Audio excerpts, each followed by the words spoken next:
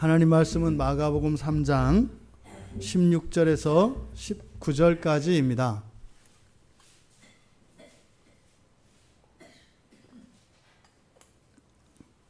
마가복음 3장 16절에서 19절까지 우리 같이 한 목소리로 함께 봉독하겠습니다.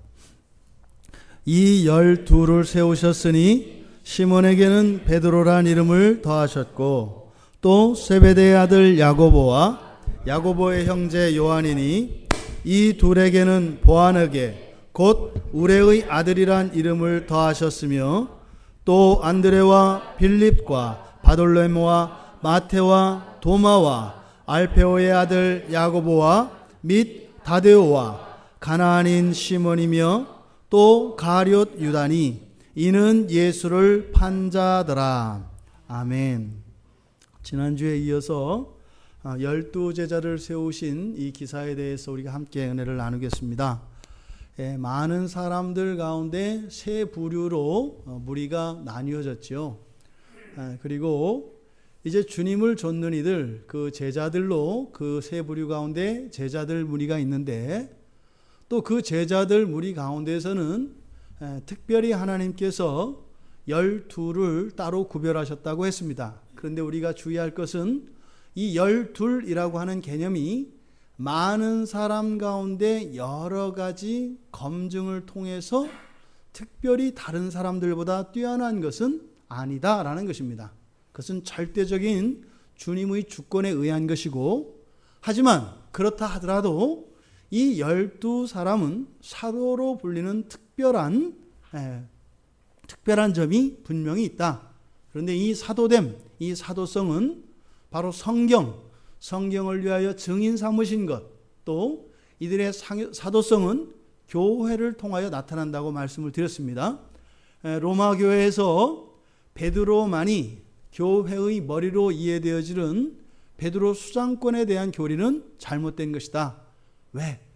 그것은 단지 이 베드로를 말한 것이 아니라 반석은 곧 예수 그리스도를 뜻하는 것이다.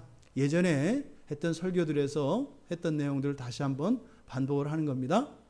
그리고 나서 이제 이 12제자들, 많은 제자들 가운데 특별히 이 12를 부르시고 이제 그들의 이름이 쭉 나열되어 있습니다. 그래서 12제자의 명단이 지금 나와 있는데 이것은 마태복음 10장과 누가복음 6장에도 12제자들의 이름이 기록되고 있습니다. 보통 성경에서 이렇게 이름이 나열되는 것은 구약에서 대표적인 것이 족보지요. 그래서 이 족보를 통해서 그 신앙의 계보가 어떻게 이어가는지, 다시 말해서 하나님의 언약이 어떻게 한치도 오차도 없이, 그리고 신실하신 하나님의 뜻이 어떻게 역사 속에서 성취되어졌는가를 보여주기 위한 것입니다. 그래서 창세기 5장과 4장에서 나오는 아담의 계보를 잇는 그 계보에서는 수명이 나옵니다. 그런데 아담의 계보가 아닌 가인의 계보를 따른 이들은 그저 존재했다 사라진 존재로 그들의 수명이 나와 있지 않아요. 그래서 역사성이 배제되어 있거든요. 신약에서 이름이 거론되는 경우는 이 12사도의 이름이 대표적인 경우고, 물론 예수님의 족보를 제외하고 말씀을 드리는 겁니다. 그리고 서신서에서 사도에 의해서 이름들이 거론되어질 때는 서두와 끝 인사말에 많이 나옵니다. 이것은 교회의 지체들, 즉 교회의 회원됨, 그래서 그는 증인으로서 사람들, 그 교인들의 이름이 쭉 거론이 됩니다. 지금 여기서 12사도의 이름들이 나열되고 있는데 그 의미는 무엇인가? 왜 이 12사도들을 굳이 특별히 공관복음에서 그 이름을 일일이 다 열거하고 있는가?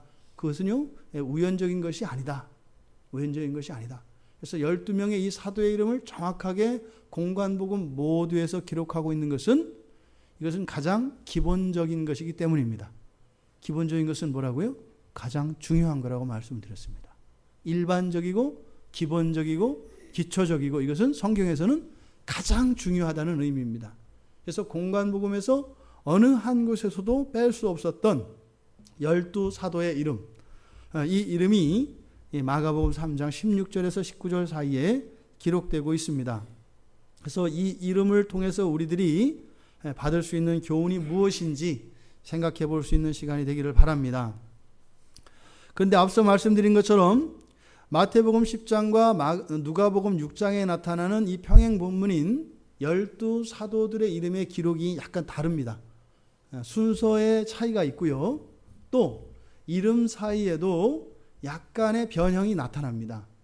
그것은 그 나름대로의 이유가 있다라고 생각이 되어지는데, 우선 여기에서는 주어진 이 이름들 한 사람 한 사람의 이름의 의미를 살펴보고 성경에서 의미하는 이 12사도의 이름에 대한 기록, 이것이 무엇인지 우리가 한번 그 의미를 생각하게 보기를 원합니다. 맨 먼저 16절에 이 12를 세우셨으니, 이 12는 누구라고요? 사도라 그랬습니다. 사도. 이 사도로 세우신 이 12사람, 그 가운데 첫 번째 시몬에게는 베드로란 이름을 더하셨고, 공관복음에서 공관복음에 나오는 12제자의 이름을 나타낼 때 공통점이 있고 차이점이 있는데, 공통점 중에 하나가 무엇이냐면 이 베드로, 시몬 베드로의 이름이 항상 처음에 소개됩니다. 항상. 그래서 이 시몬 베드로는 12사도를 대표합니다. 그래서 아담이 인류를 대표하였듯이 제자들 사이에서도 이 베드로는 이 사도들을 대표하는 대표성을 띱니다. 그래서 항상 어디에나 이런 대표성을 띠는 사람, 하나님의 권위가 주어지는 직분이 항상 있게 됩니다. 그런데 이 베드로라고 하는 이름은 페트로스죠. 그러니까 이 페트로스는 반석이라는 의미도 있습니다만, 또한 반석의 일부인 돌멩이, 이런 의미가 있습니다. 그래서 반석 위에 교회를 세우겠다 예수님이 하실 때, 그때는 헬라어로 페트라입니다. 페트라. 그리고 베드로의 이름은 페트로스입니다. 그래서 예수 그리스도를 의미하시는 페트라와는 구별되어지는 페트로스, 하나의 돌로서의 베드로로 거론되어집니다. 근데 이에게는 원래 이름이 시몬이었는데, 시몬에게 이 페트로스라고 하는 새 이름을 지어주십니다. 계명을 해주시는 거죠. 자, 그런데 뒤이어서 17절에도 세베대의 아이들 두 사람, 야고보와 요한이 나오는데, 이 두 사람도 예수님께서 새로 계명을 해주십니다. 이름을 바꾸어 주세요. 보아너게, 천둥의 아들이라는 뜻이죠. 이것은 성격이 급하다는 뜻이 되고요, 목청이 굉장히 컸다는 의미가 될 수도 있고요, 다양한 해석이 가능합니다. 그런데 보통은 이들의 성격이 불같을 것이다, 이렇게 이해를 합니다. 그런데 지금 요 세 사람, 베드로와 야고보와 요한, 이 세 사람은 꼭 집어서 바로 16절과 17절에 따로 구별해서 뗍니다. 새 이름을 받은 사람들이에요. 그리고 18절에서 나오는 나머지 9명의 그 제자들의 이름에 대해서는 기존의 그들의 이름을 사용을 합니다. 이들에게 다시 계명을 해 주셨는지 어쨌는지 모르겠지만 성경 안에서는 그렇게 나타나지 않는다, 이 말입니다. 그러니까 지금 계명해 준 사람들이 있고 그냥 그대로 그 이름을 써준 사람이 있더라, 여기까지만. 자, 그리고 세 번째로 이제 18절부터 나머지 9사람의 이름들을 살펴보면, 이 안드레라고 하는 이 안드레는 안드레라고 하는 영화 같은데, 특히 만화 이런 데 많이 나오지 않아요? 안드레. 그 안드레가 무슨 뜻이냐면 남편이라는 뜻입니다. 남편. 그리고 일반적인 보통 명사로서의 남자라고 하는 의미예요. 그래서 이 안드레는 남편, 남자의 의미를 가지고 있는 이름입니다. 그 다음 나오는 제자 빌립. 이 빌립은 필로스와 히포스의 합성어인데요, 필로스는 잘 아시죠? 그렇죠? 사랑하는 자, 사랑하는 자, 이런 뜻입니다. 근데 이 히포스는 말입니다, 말. 그래서 이 빌립이라고 하는 말이 갖는 의미는 아름다운 말, 사랑스러운 말, 이런 의미를 갖고 있습니다. 그 다음에 바돌로메. 이 바돌로메는 요한복음에서는 나다나엘이라고 나와 있습니다. 요한복음에서는 이 바돌로메를 나다나엘이라고 요한복음 21장 2절 그리고 1장 49절에서 부르는 장면과 제자들의 이름을 거론하실 때 바로 이 바돌로메를 나다나엘이라고 요한은 이야기를 합니다. 이때 바돌로메라고 하는 이 의미는 바가 뭐라고 그랬죠? 바, 벤. 이것은 전부 다 아들이라는 의미지 않습니까? 히브리어에서 벤, 헛이 아들 이런 뜻이죠. 그래서 벤 하닷 그러면 하닷의 아들 이런 뜻이거든요. 그리고 헬라어에서 여기에 나오는 것처럼 바, 요나 그럼 뭐예요? 요나의 아들 이런 의미죠. 그래서 여기서도 마찬가지로 바돌로메니까 무슨 뜻이에요? 돌로메의 아들. 그의 이름은 뭐였던 거예요? 나다나엘이었던 거죠. 그래서 지금 여기서는 아버지 돌로메의 이름으로 불려져서 돌로메의 아들로 불립니다. 근데 이 돌로메라고 하는 말은 톨미에서 온 말인데요. 이 톨미는 뭐냐면 농부입니다. 농부. 그래서 이 바돌로메는 농부의 아들 이런 뜻입니다. 그 다음 마태입니다. 마태는 마가복음 2장 14절에서 마태를 부르시는 장면이 나오는데 그때 뭐라고 해요? 마태를 레위라고 부르시죠. 세관에 앉아있는 레위라고 이야기를 합니다. 그런데 누가복음 5장 27절에 가면 마태의 이름이 레위였던 것을 이야기합니다. 레위라고 하던 마태. 그게 누구였어요? 직업은 세리였던 사람입니다. 그래서 이 마태는 세리였고 레위라고 하는 이름을 가지고 있었던 사람인 것 같아요. 실제로 이때 당시에 보통 사람들이 이름을 두 개를 다 가지고 있어요. 헬라식 이름과 히브리식 이름을 가지고 있거든요. 그러니까 사도 바울도 사울이라고 하는 이름과 바울이라고 하는 이름이 뭐예요? 동시에 다 쓰던 이름이죠. 사울이 변하여 바울이 된 게 아니라 원래 두 이름을 다 사용하던 겁니다. 근데 공교롭게 그게 이제 사울은 큰 자라는 뜻이고 바울은 또 작은 자라는 뜻이 돼서 이렇게 뭐 대충 맞는단 말이죠. 예수님 제자 되기 전에는 큰 자로 막 교만하고 예수 제자들을 죽이던 사람이 이 사람이 예수님을 만나고 나서 어떻게 해요? 작은 자 바울로 변했다. 그럴듯 하거든요. 근데 그건 아니고 원래 두 개의 이름을 다 가지고 있습니다. 그러니까 이 마태도 레위라고 하는 이름과 마태라고 하는 이름을 같이 가지고 있었던 거예요. 근데 이것은 앞에서 예수님께서 베드로, 시몬에게 주었던 그 이름과는 같지 않은 거죠. 요한과 야고보에게 예수님이 새로 지어진 그 이름과 이들이 원래 가지고 있던 그 두 개의 이름은 구별된다 이 말입니다. 그 다음이 이제 도마인데 이 도마는 히브리어 토함에서 기원하는 단어입니다. 토함이라고 하는 단어에서 기원하는데 이 토함이 무슨 뜻이냐면 쌍둥이라는 뜻이에요. 그러니까 이 도마가 쌍둥이일 가능성이 많습니다. 이게 그래서 요한복음에 가보면 도마를 뭐라고 하냐면 디두모라 하는 도마 이렇게 이야기해요. 이 디두모가 헬라어에서 쌍둥이라는 뜻입니다. 쌍둥이로 불리는 도마. 그러니까 쌍둥이의 역사가 아주 오래됩니다. 옛날부터 쌍둥이가 있었어요. 그런데 요즘처럼 흔하지는 않았어요.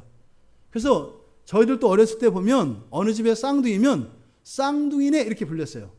쌍둥이네 하면은 누구네 집 이렇게 이제 알려지는 거죠. 지금 도마도 그래서 쌍둥이라 알리는 디두모라 하는 도마. 그래서 쌍둥이였던 것을 우리가 알 수 있습니다. 그리고 이제 알페오의 아들 야고보가 나오는데 이 이름 아버지인 알페오, 이 알페오는 시리아식 이름입니다. 그래서 그 기원이나 의미를 정확히 알 수가 없어요. 야고보도 마찬가지고. 그 다음에 다데오. 이 다데오는 지금 여기서는 다데오라고 기록하고 있는데 누가만 야고보의 아들 유다라고 기록을 합니다. 다르게 이름이 기록되어 있어요. 그러니까 마태복음과 마가복음에서는 다데오라고 기록되어 있고 누가복음에 가서는 유다라고 기록되어 있습니다. 이것은 지금 이 본문 안에서 맨 끝에 소개되어지는 예수님을 판자인 가룟 유다와 그 이름이 혼동되는 것을 또 가룟 그 유다를 부각시키기 위해서 의도적으로 지금 누가에 의하면 야고보의 아들이었던 유다, 이 유다의 이름을 다데오라고 이렇게 기록을 하고 있습니다. 그 다음에 이제 가나안인 시몬, 이때 가나안은 우리가 알고 있는 가나안 땅을 의미하는 게 아닙니다. 가나안 사람 시몬 이런 뜻이 아니에요. 이때 가나안인이라고 하는 요 단어는 뭐냐면 아람어에서 기원하는 그런 단어인데, 이것은 열심당원 아시죠? 그 열심당원을 의미하는 그 셀롯이라고 하는 그 단어와 똑같은 뜻입니다. 그래서 가나안인 시몬 그러면 열심당원 시몬이라는 의미입니다. 마지막으로 소개되고 있는 가룟 유다, 이 가룟 유다는 바로 이 가룟은 이스가룟에 대한 우리말의 번역인데요. 이스가룟 할 때 이것은 이스하고 가룟이에요. 그러니까 이스는 사람이라는 뜻이고, 이스 이런 사람이라는 뜻이고, 가룟 이것은 뭐냐면 도시라는 뜻입니다. 그래서 이 가룟 유다의 그 이름의 의미는 도시 사람 이런 의미가 돼요. 그래서 뉘앙스 자체가 바벨론을 떠올리게 합니다. 이 이름 자체가. 그는 여기에서 마지막으로 예수를 판자더라라고 이렇게 기록되고 있습니다. 크게 지금 예수님의 제자들 12사도들의 이름이 쭉 나열되고 있는데 세 부류로 우리가 나눌 수 있어요. 맨 처음에 예수님에 의해서 계명을 받은 사람 세 사람, 그죠? 그리고 맨 끝에 예수님을 판자로 기록되어지는 이 가룟 유다 한 사람과 나머지 8사람, 이렇게 세 부류의 사람들로 제자들을 우리가 구분할 수가 있습니다. 그렇다면 왜 이 사도의 이름을 이렇게 기록했겠는가? 무슨 목적에서 이 사도들의 이름을 일일이 기록을 했겠는가? 우리가 예수님이 이 땅에 오셨을 때 선포하셨던 예수님의 복음은 하나님 나라의 도래입니다. 이 땅 가운데 하나님 나라가 도래한 것을 선포하십니다. 그런데 예수님의 이 복음, 이 예수님으로부터 시작되어지는 이 신약 복음 이전에 지금 유대의 역사는 어디에서 멈춰 있죠? 창조하셨고 죄를 지어서 사람이 쫓겨났고, 그리고 그 가운데 그 우상의 땅에서 갈대아 우르에서 하나님이 아브라함을 뽑아 올리시죠. 그래서 언약의 땅인 가나안으로 옮기십니다. 그래서 가나안에서 이제는 이런 모든 우상들로부터 완전히 정결해진 거룩한 백성들로 삼아 하나님 나라를 가나안 땅에 세우시려고 합니다. 그런데 그 우상을 놓지를 못해요. 다시 이 가나안 땅에 숱한 우상들을 들여옵니다.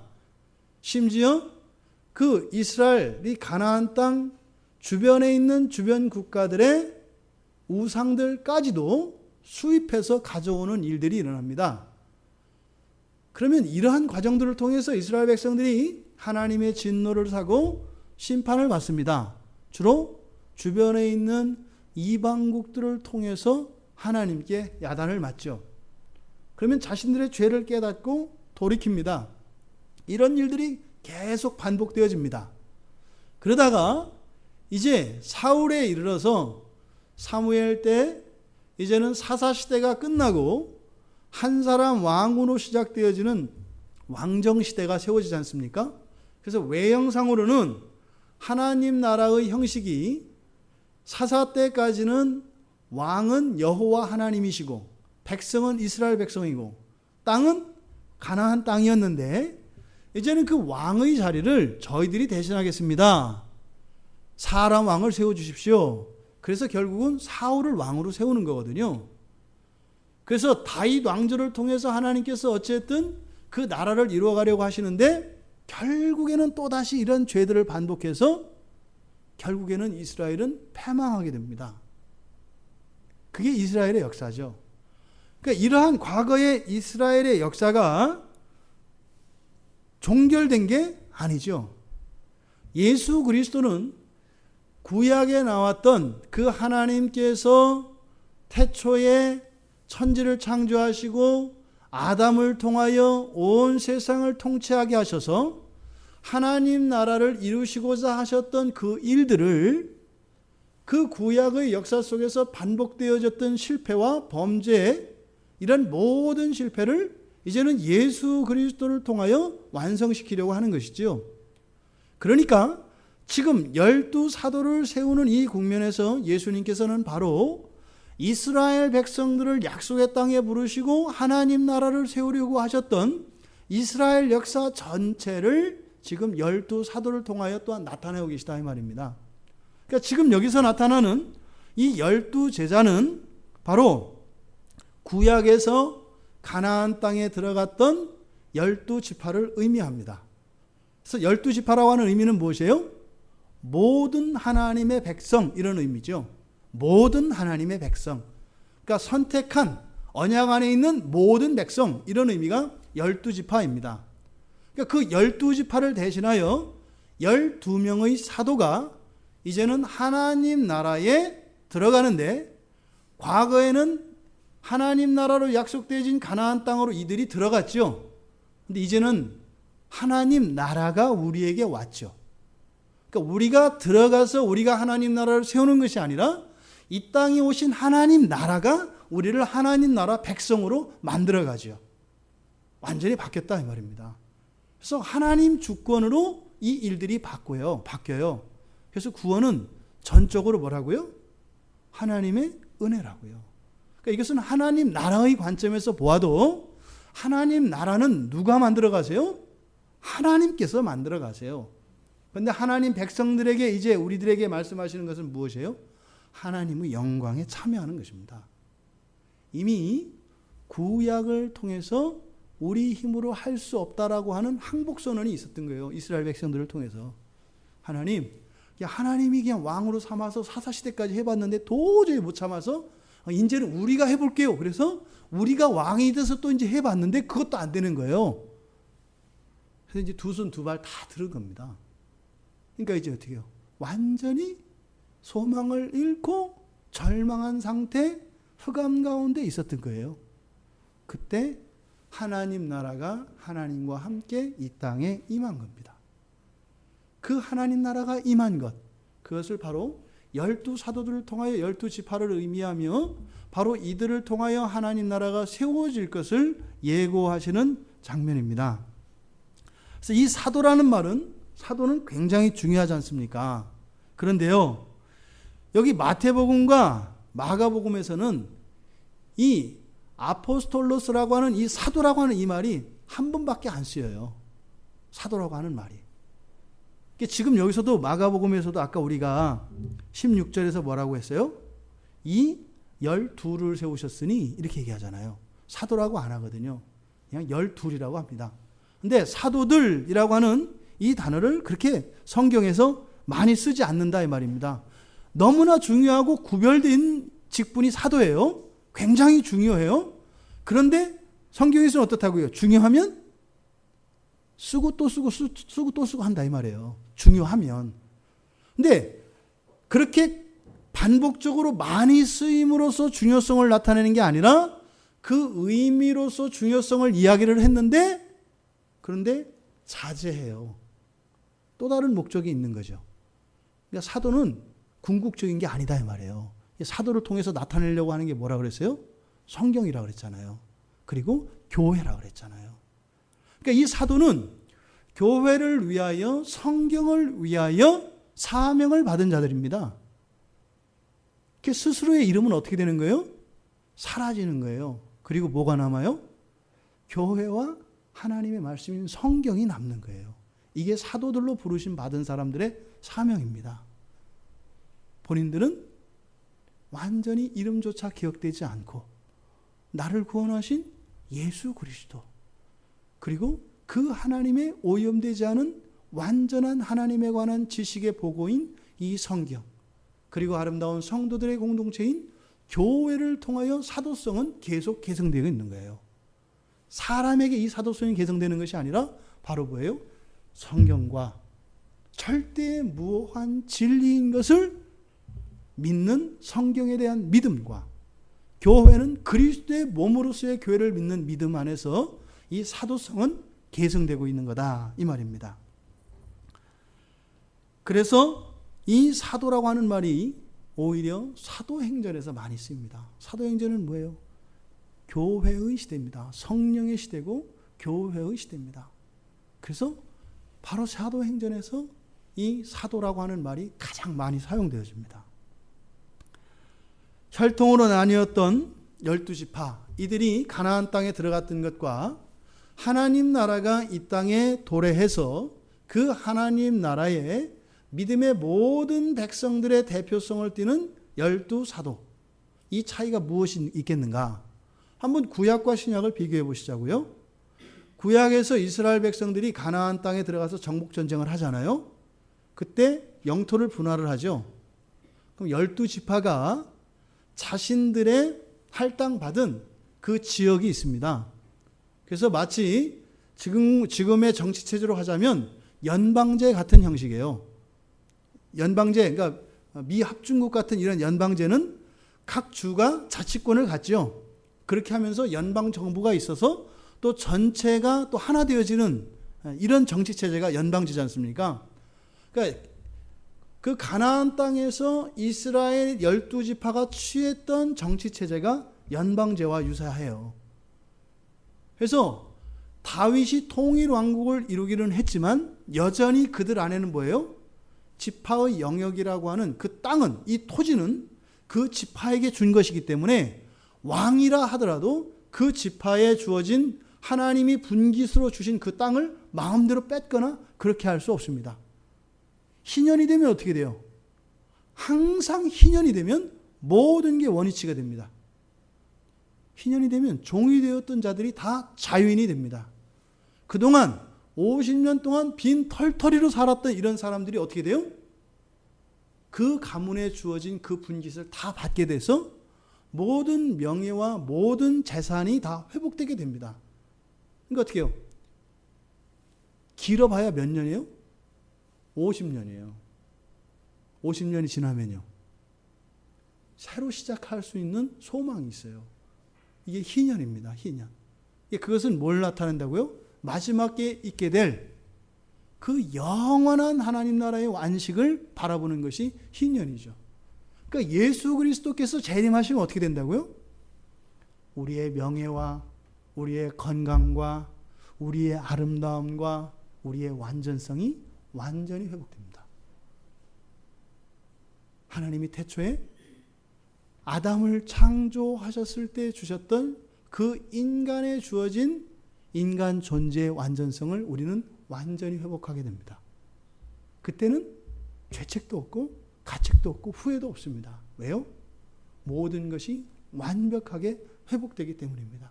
그래서 우리가 종말을 바라보는 이유는 이 세상 지긋지긋하니까 하나님 끝내자고요. 이런 개념이 아니에요. 그러니까 아유 저 보기 싫은 것들 정리하셔서 아주 속 좀 시원하게 해주세요. 이런 개념이 아니에요. 그게 아니라 뭐예요? 우리는 지금 상상도 할 수 없는 우리의 완전성에 대한 회복을 의미하는 것이 종말 개념이거든요. 어쨌든 이스라엘 백성들은 나뉘어서 전체로 이스라엘이라고 하는 한 나라를 이루지만 각 12지파의 독립성을 갖고 있어요. 그러니까요. 구약에 보면은 지파들끼리 경쟁하고 죽이고 싸우기도 하잖아요. 그런데 지금 12사도 하나님 나라의 백성으로 대표되어지는 이 12사도, 이것은 12지파로 분리되어져 있는 것이 아니라 사도라고 하는 이름으로 12명의 제자가 어떻게 되는 거예요? 통합이 되는 거죠. 12명의 제자가 사도라고 하는 이름으로 하나가 된다 이 말이에요. 베드로도 사도고요. 지금까지는 어떻게 해요? 가룟 유다도 사도다 이 말입니다. 그래서 사도라고 하는 이름은 하나로 통합시켜버려요. 그러니까 12지파, 믿음의 12지파를 뜻하는 이 12사도가 각자 따로따로 있어서 제13사도, 14사도, 25사도 이렇게 아주 사도들로 계속 분리되는 게 아니라 사도라고 하는 의미는 뭐예요? 통합하는 의미다 이 말이에요. 그러니까 내가 몇 번째 사도다 이런 사람은 성경을 모르는, 그러니까 성경까지도 아니고 사도라고 하는 이 직분의 의미가, 직분이 가지고 있는 그 의미를 모르는 거죠. 사도는 12사도라고 하는 것은 다른 사람들보다 우월함을 나타내거나 다른 사람들과 구별하는 개념이 아니다. 오히려 사도는 뭐다?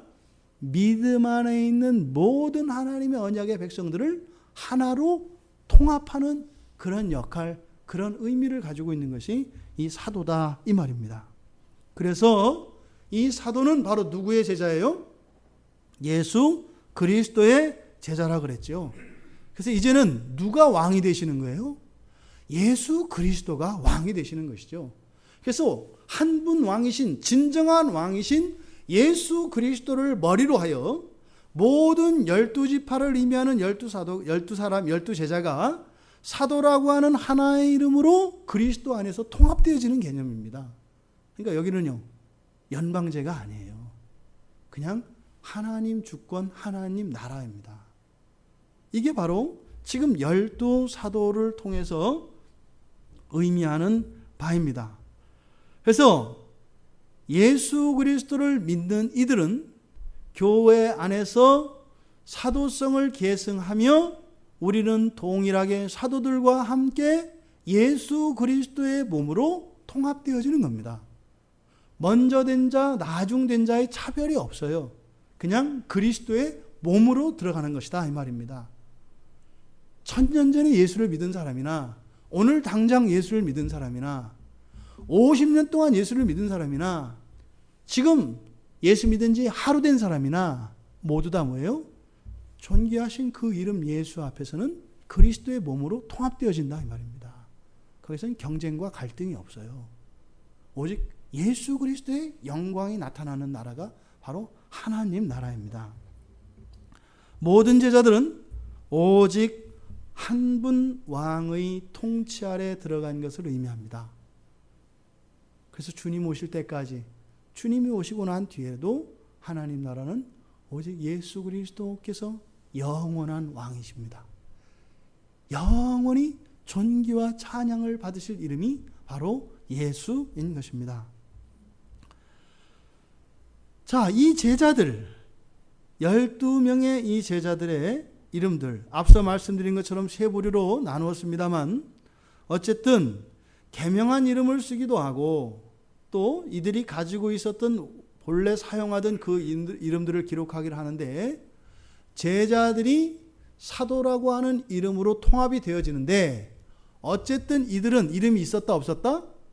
있었다. 이름은 정체성을 나타내지요. 이름은 그 사람의 본질을 규정하지요.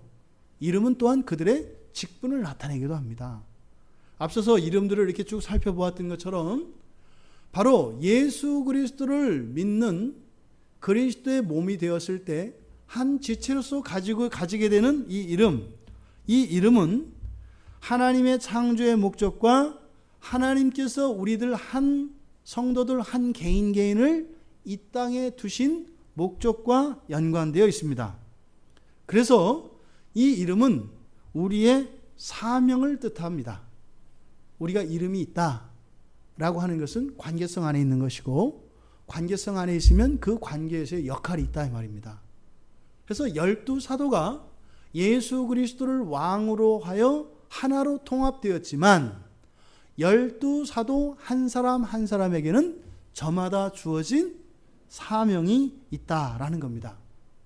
물론 그 안에서 앞서 말씀드린 것 같이 차별성이 나타납니다.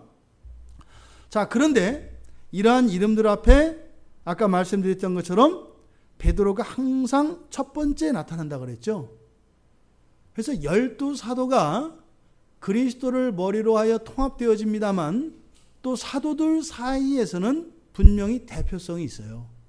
그래서 우리가 교회로 하나 되었지만 교회를 그리스도의 몸으로 설명하는데 모든 사람이 다 손이거나 모든 사람이 발이거나 모든 사람이 몸통이지는 않다 이 말입니다. 그래서 모든 우리 사도들은 신자들은 사도 가운데 베드로를 베드로를 머리로 하여 대표성을 띄웠던 것처럼 항상 그리스도의 제자들에게는 질서가 있습니다. 교회에도 그래서 질서가 있는 겁니다. 항상 질서가 있습니다. 근데 그 질서의 원리는 바로 대표성을 띈다. 그런데 이 사도들을 계승하는 게 교회라고 말씀을 드렸죠. 그러니까 교회 안에서 분명히 이러한 질서의 대표성을 띱니다. 그것을 목사라고 이야기할 수가 있어요. 근데 조심할 것은 사도 베드로가 첫 번째 제자로 항상 성경에서 거론되지만 이것이 베드로와 다른 사도들의 관계가 수직적인 관계였던 것을 의미하는 것은 아닙니다. 그러니까 우리나라가 굉장히 권위주의적인 체제 하에서 아주 오래 살았기 때문에 이게 잘 안 됩니다. 수직적 구조가 되든지 아니면 수평적 구조라는 개념이 우리에겐 잘 안 들어와요. 수평적 구조하면 어떤 개념이냐면 위아래 없다 이렇게만 들어와요. 수평적 구조라고 하는 것은 상호 서로 존중하는 원리를 말하거든요. 근데 이 수직적 구조에서 일방적으로 명령되어지고 명령하고 복종하는 이런 수직적 관계가 수평적 관계로 풀어지면 수평적 관계 안에서, 그러니까 수직적 관계에서는 명령에 의해서 이루어지던 이 일들이 수평적 관계 안에서는 인격성 안에서 자발성 안에서 이루어져야 되는데 잘 안 되는 거예요. 아주 오래 걸리는 것 같아요. 이게 지금 우리나라 교회가 겪고 있는 것이 지금 요 과도기거든요. 그러니까 어떻게 해요? 수직적 질서를 무너뜨리니까 엉망진창이 되는 거예요, 교회가요. 다 주인이잖아요. 메두사예요, 메두사. 그러니까 담임 목사는 좀 큰 머리, 조금 인정을 해주죠. 좀 큰 머리.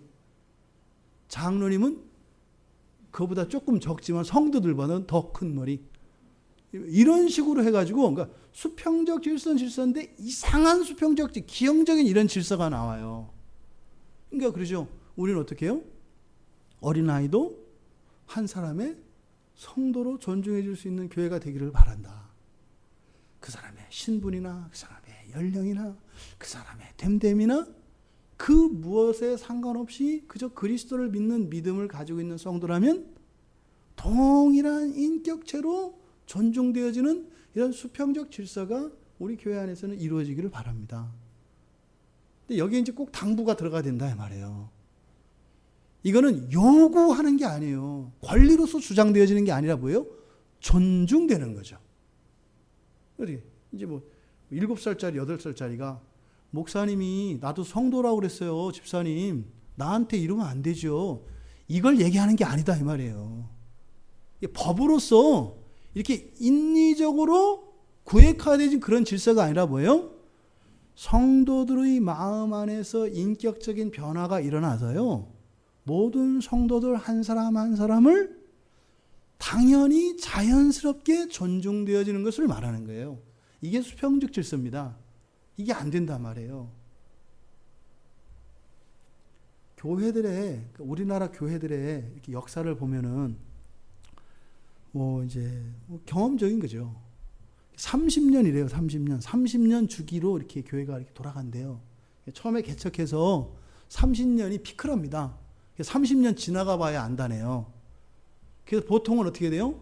30년 동안 어떤 목사님이 교회 개척을 해서 이제 잘 성장을 하잖아요. 그럼 30년이 되면 보통은 왕이 된 담임 목사님이 보여요. 거의 절대 군주죠. 그러면 이제 종님이 되잖아요. 종님. 이상한 어법에도 맞지 않아요? 종에다가 그 존칭을 붙이는 게 아니잖아요. 그러니까 이제 겸손을 가장한 전제 군주죠. 종님. 종님은 사람보다 주인 놈보다 종님이 위죠. 주인에는 놈이 붙고 종에는 님이 붙어서 종님이 사람 놈들을 다스려요. 이상한 된단 말이에요. 그럼 어떻게 돼요, 성도들이? 답답하죠? 아닌 거 알잖아요. 이게 아닌데. 근데 덤빌 수 있어요, 없어요? 못 덤벼요. 그러니까 어떻게 돼요? 때만 기다리죠. 이제 곧 정년 퇴임이시란다. 그래서 뭐 이제 후계자가 어찌됐든 어때요? 이제 장로들만 정신을 똑바로 차리면 된다. 그래서 이제 막 개혁을 주장을 합니다. 그래서 어떤 사람은 이제 피를 보기도 하죠. 담임 목사님한테 대놓고 뭐 목사님 이렇게 하면 돼요. 이렇게 하다가 안 보여요, 교회에.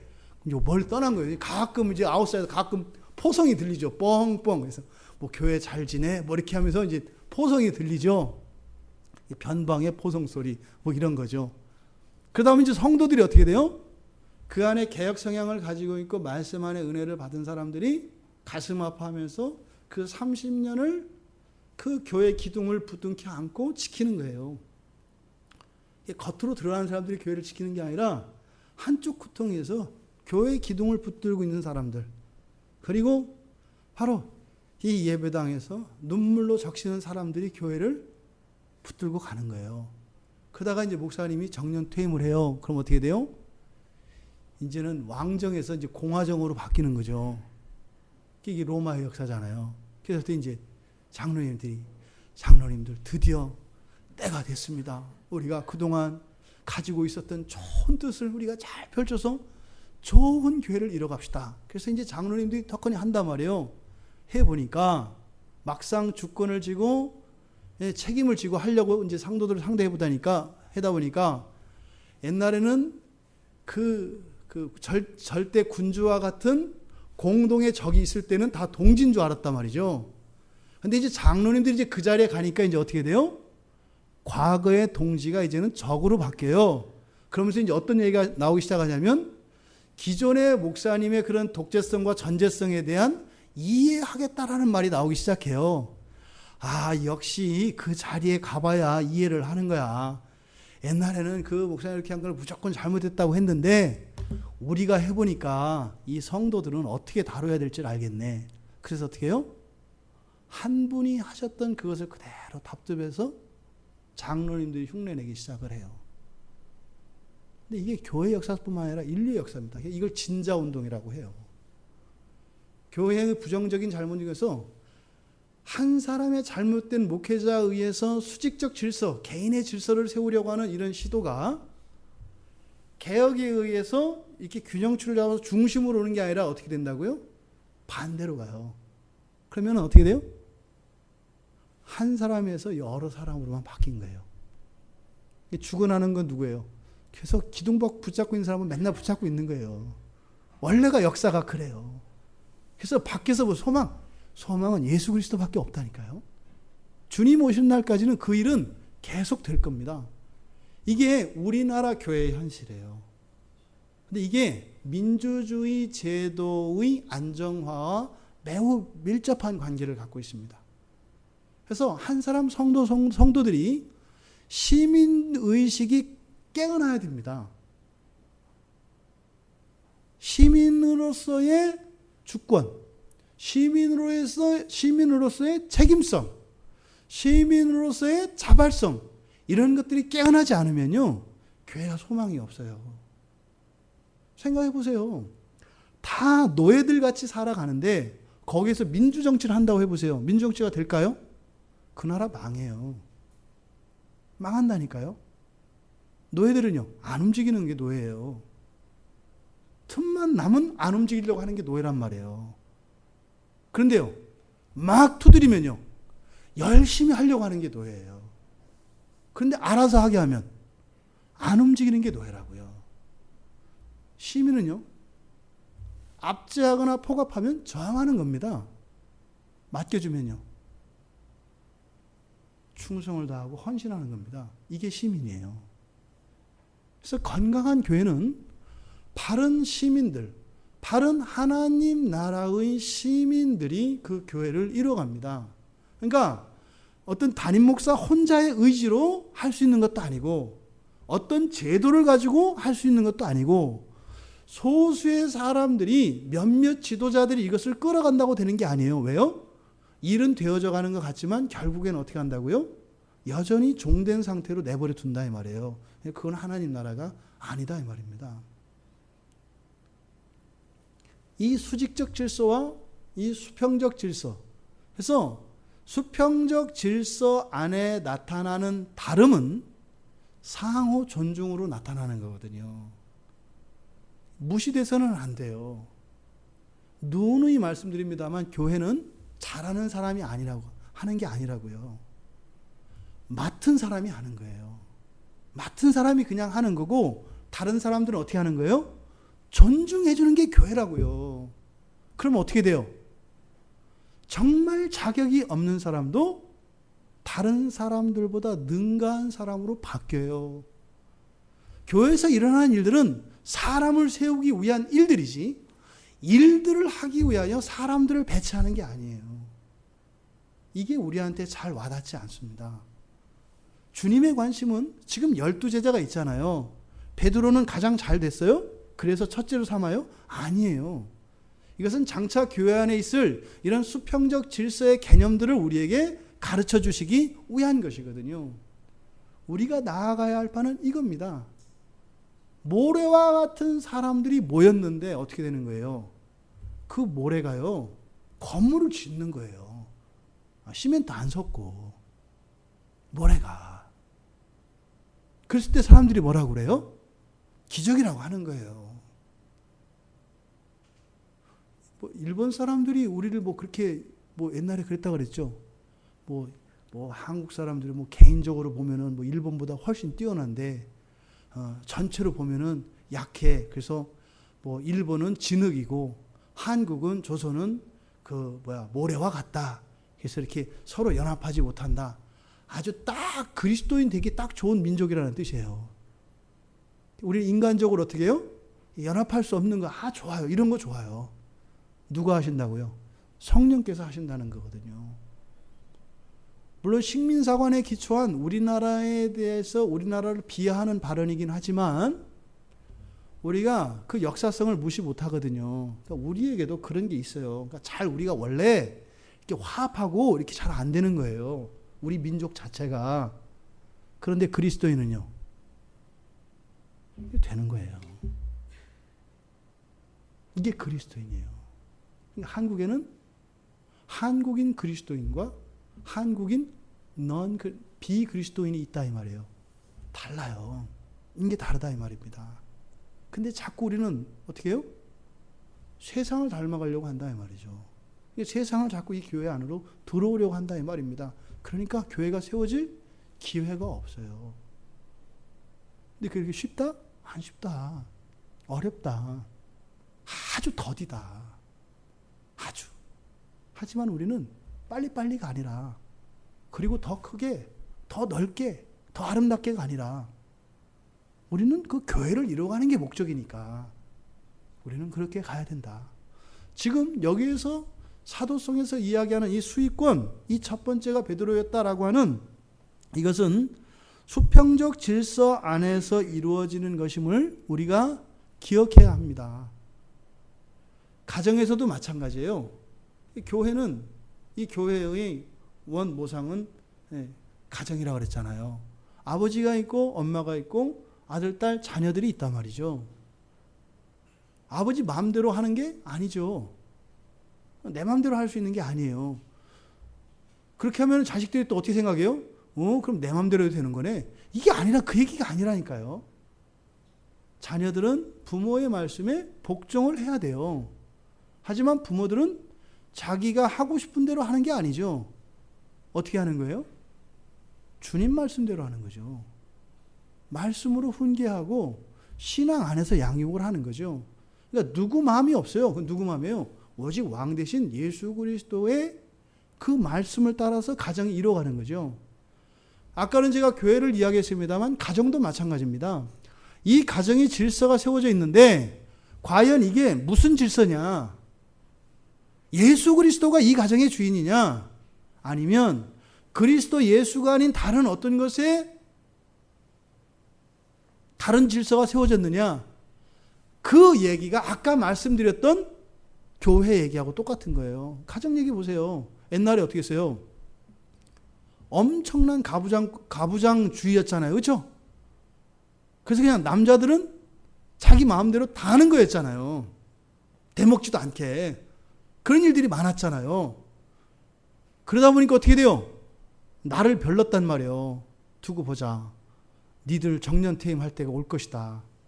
그러다 이게 자유와 물결을 타고 서구 문물이 막 들어오면서 특히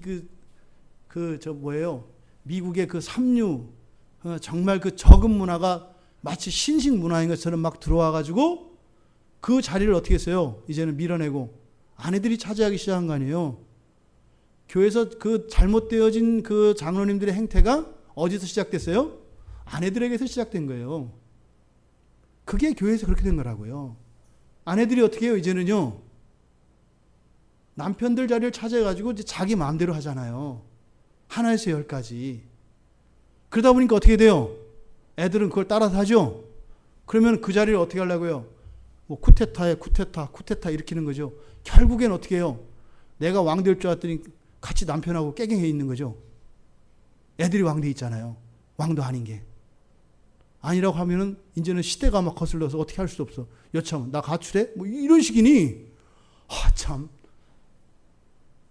이게 우리들 가정 안에서도 이런 일들이 일어났어요. 그러니까 계속 가정 얘기가 교회고 교회가 가정 얘기고 이게 우리나라 세상 얘기거든요. 이 수평적 질서라고 하는 이게 우리들한테는 잘 받아들여지지 않는 겁니다. 인격적으로 대하려고 하면 그 권위나 존경심을 밟아버리려고 하고 또 그런 것 때문에 조금만 이렇게 하면 그저 노예가 돼서 또 그냥 수동적으로 돼버리는 이런 딜레마. 그래서 시민의식, 천국 시민의 의식을 갖는 것이 너무나 중요합니다. 지금 사실은 이 12제자를 예수님께서 공생의 기간에 이 사람들을 키우는 거거든요. 뭐예요? 바로 하나님 나라의 시민으로서의 전형으로 지금 12제자. 이것을 흔히 제자 훈련이라고 하는 겁니다. 그러니까 나라적 관점에서는 그 나라의 참된 시민으로서 이 제자들을 주님께서 양육하시는 거죠. 그것이 우리들에게 적용돼야 된다고요.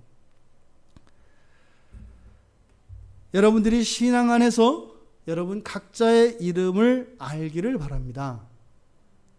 여러분 사명이 있으세요? 머리 하얘지면 안 돼요. 여러분 사명이 있으세요?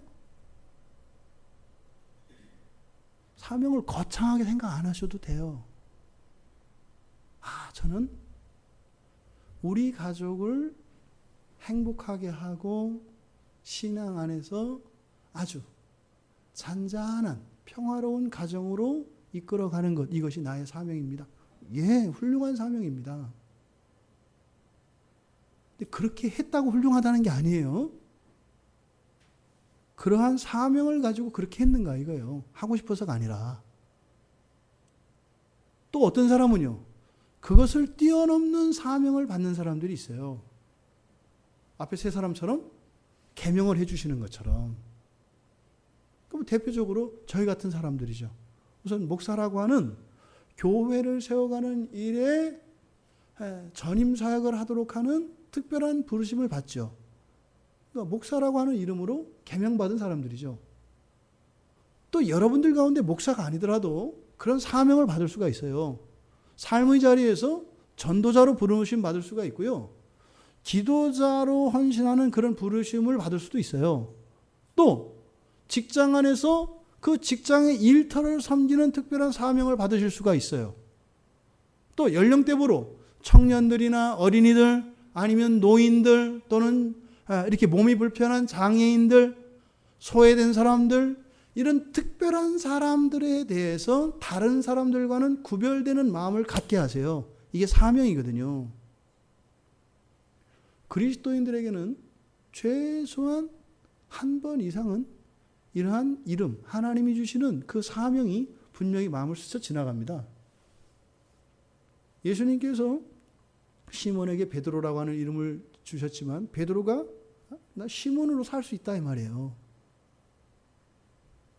여러분 각자 신앙 안에서 여러분의 이름을 회복하시기를 바랍니다.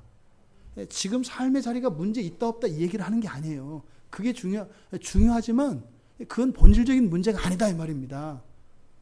지금 비록 여러분들의 지금 삶이 반듯하고 신앙이 온전하다. 그 하나님이 하신 거지 여러분들이 한 게 아니에요. 왜요?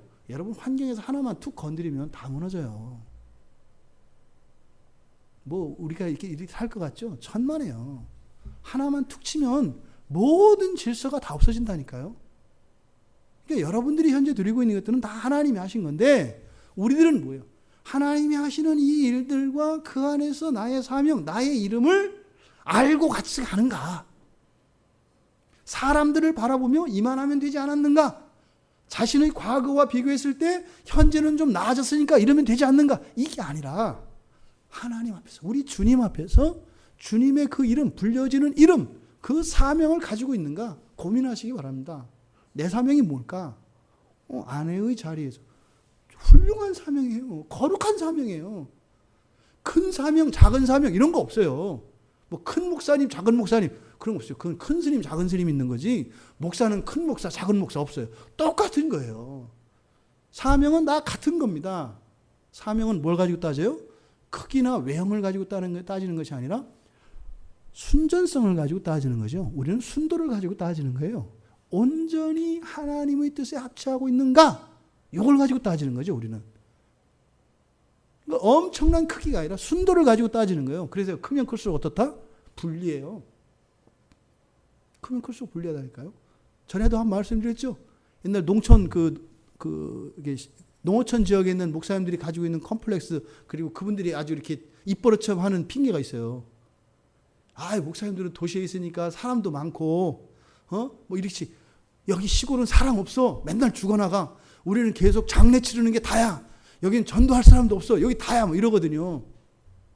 그 관점이 뭐예요? 자꾸 이 크기를 가지고 따지는 거죠. 많은 걸 가지고 따지는 거죠. 근데 순결성을 가지고 따지면요, 그분들처럼 안전한 분들이 없어요.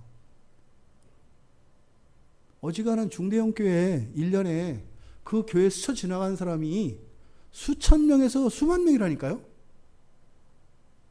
교회를 지나간 사람이요. 그럼 주님이 사람을 회심시키고 변화시키는 건 누가 하는 일이세요? 성령이 하시는 일 아니에요. 그러니까 예수님이 이 다음에 만났는데 성령이 하신 일을 물어보겠어요, 우리한테? 야, 니네 교회에서는 성령께서 얼마나 그 일을 하셨어? 자, 성령을 통해서 일하는 일들이 얼마야? 여기는 뭐 700여, 800여 이러면. 그러면 그거 가지고 여러분들이 상을 받아요? 천만에요.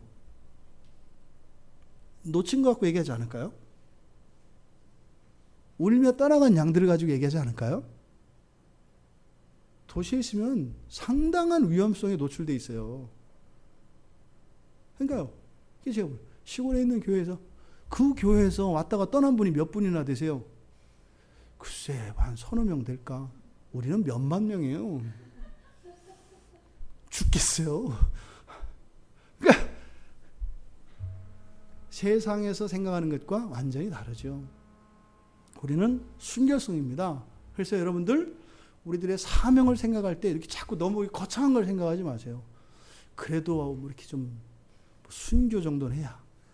뭐 그런 거 아니, 뭐 이런 거죠. 좀 그렇게 해야. 아니면은 바울처럼 40에 그 감한면 한 3번 정도는 맞아주고, 그래서 뭐 시댁에서 머리채 좀 뽑히고 좀 이렇게 이런 게 좀 있어야 뭐 그거 아니라니까요. 여기 기독교는 그렇게 드라마틱한 거 하나님 이렇게 무서워해요. 그런 거. 세상이 그렇게 하는 거지.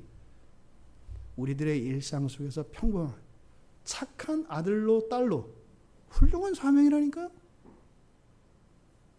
엄마 아빠한테 인정받기 위해서가 아니라 주님께 인정받기 위하여 자식 노릇 잘하는 사명. 굉장한 거라니까요. 큰 걸 요구하지 않아요, 성경은. 그러함에도 이러한 일반 사명 속에서 그러함에도 구별되는 특별한 사명은 있어요. 근데 그건 뭐다? 하나님의 주권에 대한 인정이 있어야 돼요. 언제 어떻게 하나님이 나를 부르실지 몰라요. 차내면 안 된다 이 말이죠.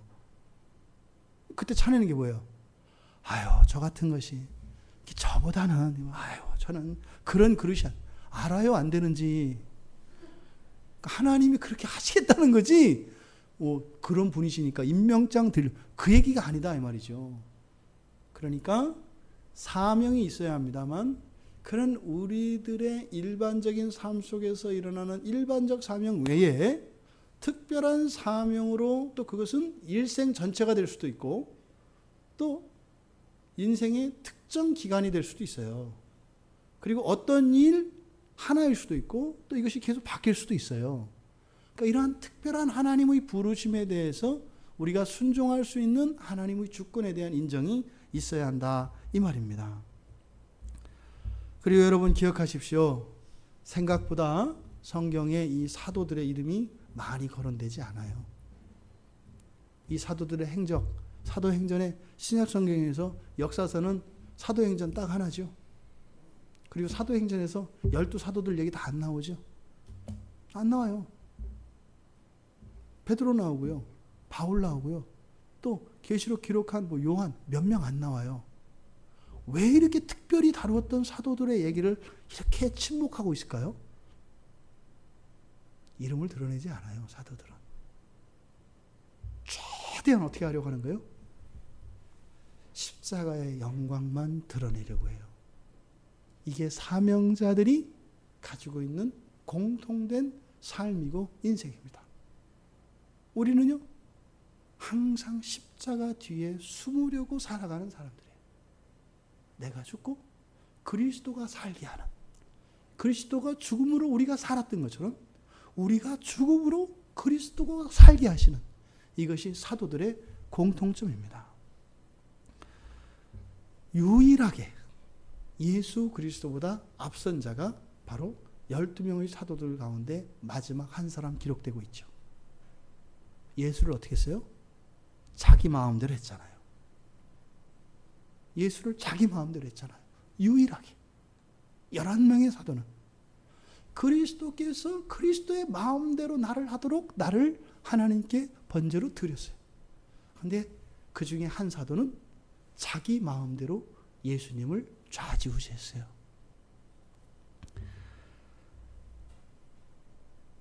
예수님을 앞에서 이끌고 가는 자들이 아니라 예수 그리스도의 영광을 가리는 자들이 아니라 오직 그리스도의 영광만 나타내시는 여러분들 되시기를 바랍니다. 우리들에게서 요만큼이라도 선한 것, 그래도 조금 보아줄 만한 것이 있다면 그 모든 것들을 우리가 모아서 그리스도 예수의 영광을 드러내는데 쓰이면 좋지 않겠습니까? 여러분, 우리들에게 있는 죄된 것들과 허물들을 사용하시는 게 아니라 99.9% 순도 높은 우리의 죄성과 연약함과 추루함 가운데 0.1%의 성령께서 새롭게 하여 주신 그것들을 모으셔서 그리스도의 영광이 드러나시기를 바라십니다. 우리가 서로 우리의 사명을 발견할 것이지만 서로의 사명을 또한 서로 알아 서로 안에 있는 그러한 좋은 것들을 우리가 교회로 하나로 모아 그리스도께 드립시다. 그렇게 하려면 우리가 서로 도와야 합니다. 그러지 않고서는 못합니다. 그래서 지체들에게 있는 그러한 연약한 부분들, 또 좋은 것들이 있다면 연약한 부분들을 도와주고, 좋은 것이 있다면 더 좋아질 수 있도록 격려하며 보다듬으며 적극적으로 도와주며 우리에게 있는 선한 것들이 더 많이 그리스도께 드려질 수 있도록 그렇게 노력을 합시다. 바로 이 사도들 12명의 이름을 기록하며 우리가 이 이름을 통해서 오늘 우리가 교훈을 누리고자 하는 것을 정리하자면 각자 신앙 안에서 이름을 가집시다. 곧 우리들의 사명을 발견합시다. 하지만 일반적인 나의 주권에 의한 사명이 아니라 주님께 전적으로 주권을 위탁한, 그래서 언제든지 주님께서 주시는 그러한 새로운 사명들을 기꺼이 즐거워하며 아멘으로 받을 수 있는 우리가 됩시다. 하지만 그 모든 일들을 통하여 일어나는 영광은 오직 그리스도께 드립시다. 나 하나의 일로만 여기지 마시고 우리가 함께 갑시다. 그래서 우리들에게 있는 없는 것 같은 아름답고 좋은 것들을 모아서 교회를 이뤄가며 그래서 공동체적으로 하나님께 드릴 수 있는 우리 모두가 되기를 바랍니다. 이런 일들이 또한 여러분 가정 안에서 일어나기를 바랍니다. 그래서 그 가정 안에서 빛나지는 이런 영광의 밝아짐과 이런 순결함이 하나님의 기뻐하심을 여김을 받는 그런 가정들과 교회로, 그런 성도들로 사도의 사도성을 계승하고 있는 교회의 몸으로서 우리가 다 함께 그렇게 되어지기를 주님의 이름으로 축원드립니다.